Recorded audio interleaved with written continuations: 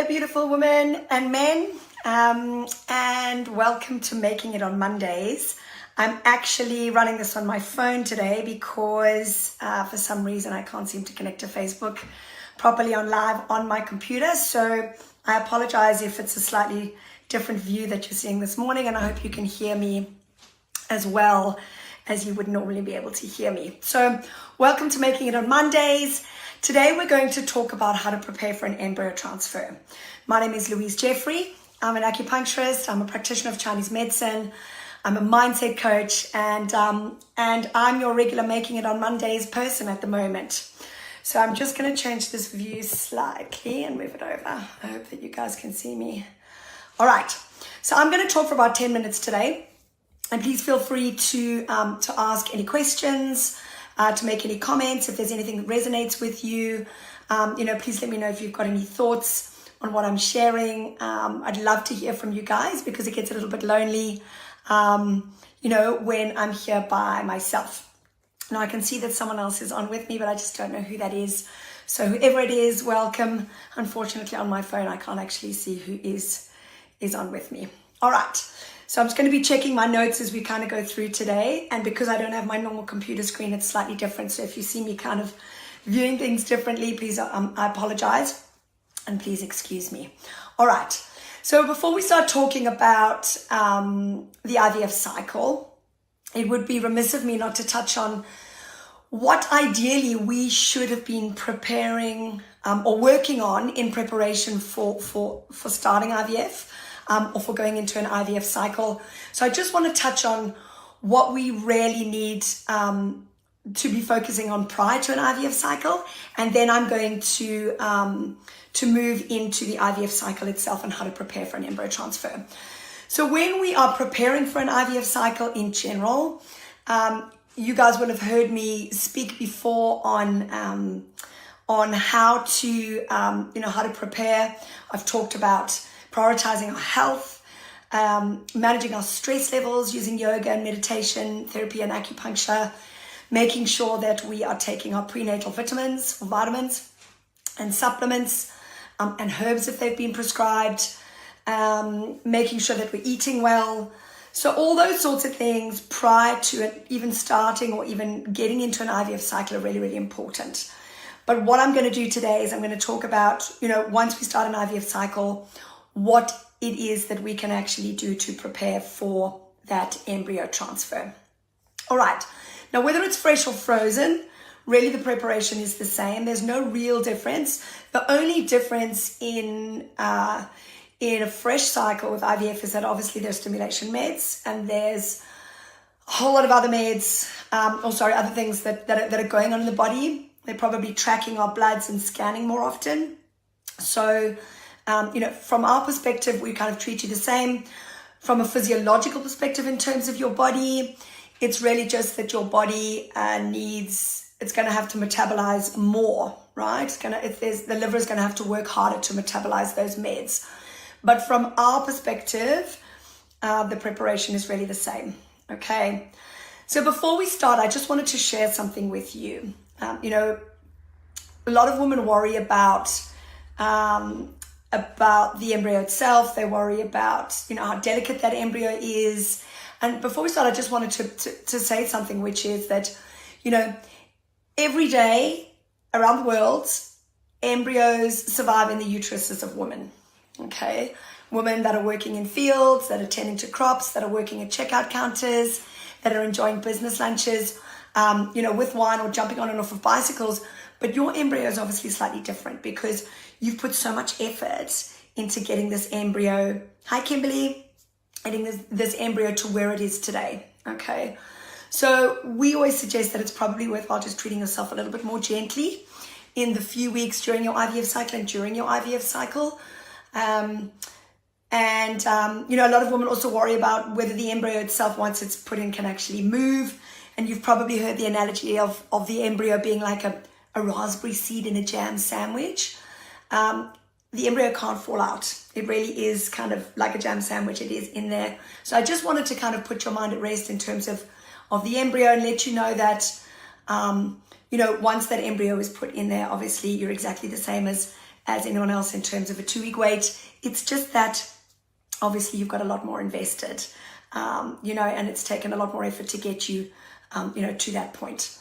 All right. So we've talked about, and briefly touched on prior to an IVF cycle, but let's talk more about the cycle and how to prepare in each of those stages. Okay, so we're going to talk about, we'll sort of break it down slightly, and we're going to focus on, not on the things you can't control, because there's certain things in an IVF cycle you can't control, like we can't really control at this point the quality of the embryo. We can't control necessarily exactly how we're going to respond to certain meds or the IVF meds, but we're going to focus really on the things that we can control. Okay, so I'm going to really focus on now what are the things that we can control within an IVF cycle that we believe can really make a positive impact on your embryo transfer. All right, so let's start by talking about sleep. Now, sleep is really, for me, it's one of the cornerstones, it's one of the pillars of not only good health, but really of fertility. You guys would have heard me talk about sleep a lot on other lives. It's been shown that in that lack of sleep in the medium to long term, obviously not short, not in the short term when we lose sleep, that's not so much of an issue, but in the medium to long term, lack of sleep can really negatively affect our fertility. So we suggest that in at least the 4 weeks leading up to the IVF cycle, and of course during the cycle too, especially in the first couple of weeks, that you're really getting 7 to 8 hours of uninterrupted sleep per night. Okay, and if this is not possible, then sleeping as much as you can and going to bed earlier, even if you are restless, is going to be really, really helpful. And the same goes for stress. We really want you to be reducing your stress in the lead up to your IVF cycle. And then, of course, again, during the cycle itself, all right? Because what we know is that stress hormones are really not helpful for fertility. And they're not helpful for conception or for implantation. So if you have a big work deadline, for example, coming up, and it's going to coincide with your IVF cycle, it's probably best to reschedule the cycle until things are quieter, or to reschedule your work deadline if you can. Okay, sometimes it's not possible, and we can't unfortunately know exactly when our embryo transfer is going to be, or exactly when our IVF cycle is going to be. So it's it's really important that if as much as possible we try and reduce stress so that we can keep our stress hormones down, because they can obviously interfere with that IVF cycle. All right. Another thing that's really important as we prepare for embryo transfer is making sure that we're getting enough water. I don't know if you guys know this, but 70 to 80% of Australians are chronically dehydrated. That's because within our diet, we just don't have as much water as we used to have, perhaps because we're having more processed foods, but we're also drinking more coffee and tea, which dehydrates us, right? So it's really important that we make sure that we're hydrated. The body needs to be hydrated. It's really, really important. So, drinking 3 to 4 liters a day. I wouldn't say more than 4 liters a day, but, really anything from 2 to 4, but ideally 3 to 4 liters a day of water is going to be really, really helpful for preparing your body. All right, so now moving on to diet. We often get asked, do I need to stop eating sugar or drinking alcohol whilst I'm in an IVF cycle? Now, we suggest that it's really important to start making healthy choices now, and actually prior to your IVF cycle, that are going to follow you through all the way through your pregnancy and beyond. And as I've said before, we really suggest eating mainly a whole food diet with very few processed foods. And the reason that we say this is because it's important that when we eat clean and we eat whole and we eat organic, we're reducing the amount of pesticides that are going into the body, okay? And when we reduce the number of pesticides, we take a load off the body and we allow the body to do to focus on the IVF cycle, to focus on the transfer, to focus on implantation, okay?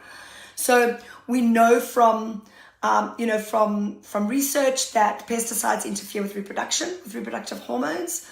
And from a TCM perspective, we also recommend that avoiding eating cold or frozen foods and cold drinks out of the fridge and avoiding too many raw foods is really important in the lead up and during an IVF cycle. And actually that is is really true as well for post-embryo transfer. But when you're preparing for an embryo transfer, staying away from cold drinks, too many raw foods, and also making sure that you focus on lots of winter soups and stews. Again, with lots of, cooked in a lot of water so that we can remain hydrated. And we really want to keep the uterus and the middle burner really, really warm in an IVF cycle. So when we're putting warm drinks, not that you have to have hot stuff all the time, but when we're putting warm drinks and soft, warm foods into the body, it's going to keep the digestive system and the uterus warm. So really important that we keep the uterus warm. And while I'm talking about keeping the uterus warm, really important not to go for any cold swims, okay, during your IVF cycle, in the lead up to your embryo transfer or after, because we really want to make sure that that the uterus stays warm and we don't want to expose it to cold. And that also means that we need to keep the uterus. We need to keep the uterus warm at all times. So don't expose it to cold. Don't be wearing midriff tops or anything like that, especially during cold wind. All right. Remember though, just coming back briefly to diet, the key word in an IVF cycle is really moderation. If you want to have a dessert or a slice of pizza, if you really feel like it, then go ahead and have it, right? I always work on the 80-20 rule. If you're eating well 80% of the time in an IVF cycle, if that's 90% of the time, your body can cope with that other 10 to 20%, right? We don't want to be too strict and controlling because that creates more stress in the body, and we don't want that either. But we just want to make sure that, that you're eating well most of the time, that you're eating well sort of 80 to 90% of the time. Having these little things here and there is not really going to make a huge difference to you during your IVF cycle and in preparation for your transfer. All right. Now, just touching briefly on coffee and alcohol. We've done a few lives on this before, and when we talk about an IVF cycle, there's no hard and fast rule here, right? But we know that studies show us that even moderate amounts of coffee and alcohol can negatively affect IVF outcomes. So we generally suggest avoiding both coffee and alcohol in the lead up to your embryo transfer, so for those 2 weeks, and then after your embryo transfer as well, right? So the same applies to the 2-week wait. And particularly during a full stim cycle where you've got stimulation meds, they put an extra strain on the liver. So the liver's going to have to work extra hard, to metabolize all the meds. So we suggest that during an IVF cycle and in the lead up to your embryo transfer that we avoid, coffee and alcohol. All right. And then obviously if we fall pregnant, then avoiding alcohol is really important too. Now with regards to exercise is almost always a good thing. Not only does it improve your overall health, but it does a lot for your mental well-being too. However, doing excessive exercise is really to be avoided, in an IVF cycle, particularly post-embryo transfer. But in the lead up to your embryo transfer, we suggest that you avoid things like CrossFit or HIIT or getting a heart rate above 135, because what we don't want is for you to become exhausted. Okay, we don't want your chi to be depleted. We want all the chi that you have to go towards, helping your body and supporting your body through the cycle, and obviously, focusing on implantation of the embryo, and then, then moving into your pregnancy as well, in maintaining your pregnancy. So really from the start of your IVF cycle, making sure that we're not over exercising. Gentle exercise like walking and running. Sorry, not running. Gentle exercise like walking, or very gentle yoga, no inversions, no twists, is really good because it keeps the chi and the blood moving. But we don't want to be doing anything too strenuous, in the lead up to your embryo transfer, and certainly not afterwards as well. All right. Then briefly with regards to beauty products, coloring of hair and manicures and pedicures during an IVF cycle. And this mainly applies really to after the embryo transfer, but as far as I'm concerned, avoiding it in the 2 weeks in the lead up to your transfer as well, so it's not still in your system when you have a transfer, is avoiding fumes and perfume skin products. Really important just after your embryo transfer, and in the few days after, because we know that embryos are very sensitive to fumes. But as I say, really avoiding, avoiding anything that's too chemical, putting stuff on your skin, hair dyes, painting your nails, going into an environment that's too chemical, not painting your house, really avoiding that and making sure that, that you're not exposing yourself too much. Then one last thing really to avoid during an IVF cycle, in the lead up to your embryo transfer and after, is hot tubs, hot baths and saunas, just to be really, really careful. The heat can be really damaging to the embryo, and obviously this applies to pregnancy as well. I also think, in the lead up to your embryo transfer, just being careful if you're having, a warm bath is absolutely fine, but obviously hot saunas and things like that, we have to be really, really careful about hot tubs and saunas, again, because it heats up the body too much and can kind of dehydrate you. And then the last thing I want to mention for you during your IVF cycle in the lead up to your embryo transfer is acupuncture. So if you haven't yet included acupuncture, alongside your IVF cycle, now might be a really good time to do so. During an IVF cycle, we use particular protocols that focus on microcirculation to the ovaries, microcirculation to the endometrial lining. We also focus on regulation of hormones, and we focus on helping you to de-stress, right? And really helping you to relax and support you through your IVF cycle. Most women who have acupuncture have what the IVF nurses call that kind of acupuncture glow, because they're actually much more relaxed, because we know that IVF can be really, really stressful. So acupuncture, we do different protocols pre-transfer and then again after transfer. And obviously if you're a more of a poor responder to IVF, then we do specific, we do electroacupuncture. We might use something slightly different. And if you are in a frozen rather than a stimulated cycle, you can take herbs in the lead up, to the transfer. And you can also take, herbs post-transfer as well, different herbs. So, but obviously we don't give you herbs during during a stimulated cycle, because we don't want to interfere, with your meds and how you respond. All right, so to recap and to summarize then, because I know that I've gone slightly over time on how to prepare for an embryo transfer. Number one is to make sure that you're getting adequate sleep, especially not just in those 2 weeks prior, but probably 4 weeks prior, really making sure that you're getting your 7 to 8 hours of sleep a night. Number two is to reduce stress. Try and reduce your workload, if you can, if it's possible, and keep your stress levels down. Number three, make sure you're adequately hydrated. So you're drinking 3 to 4 liters of water a day. From a diet perspective, eating whole and organic, especially avoiding pesticides. Number five is to reduce or really eliminate coffee and alcohol, but particularly in those 4 weeks of your cycle. Number six is to exercise very gently, but also get plenty of rest at the same time. Number seven is to avoid fumes and chemicals as much as possible, both before and after your embryo transfer. And number eight is to use acupuncture and herbs to help support and prepare your body for the embryo transfer. So I think that's it for now. I can see that there's a few people on with me, which is great. Kimberly and Sigrid. Hi, Sigrid. And Anna. And if I usually swim regularly, should I stop? And for how long? Anna, yes, the answer to that is that I would stop swimming, as you start your IVF cycle. I don't know if you're swimming in cold water or if you're swimming in a heated pool, but if you're swimming regularly, in those first couple of weeks, when you start your IVF cycle, I would stop swimming, but particularly after your embryo transfer, make sure you don't swim. And I think wait until your 12-week mark before you start swimming again, because we really don't want a cold uterus. It's really, really important, that we maintain the blood flow and that we keep the uterus, warm and flowing nicely.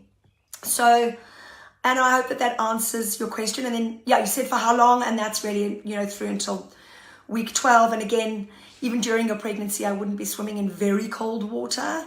I would probably just be keeping it to, in the summertime, kind of whatever whatever the pool or the sea is in summertime, but obviously in winter we have to be very, very careful of cold water.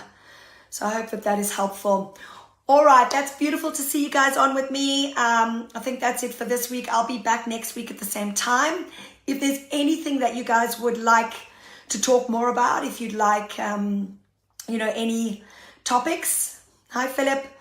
If you would like any, any topics that you'd like me to talk about, things that you want to know more about, things that you have questions about, whether it's IVF or natural conception or anything, let us know and we can, talk about that in the upcoming weeks. So that's it from me. Bye for now. I will speak to you guys all soon. Bye.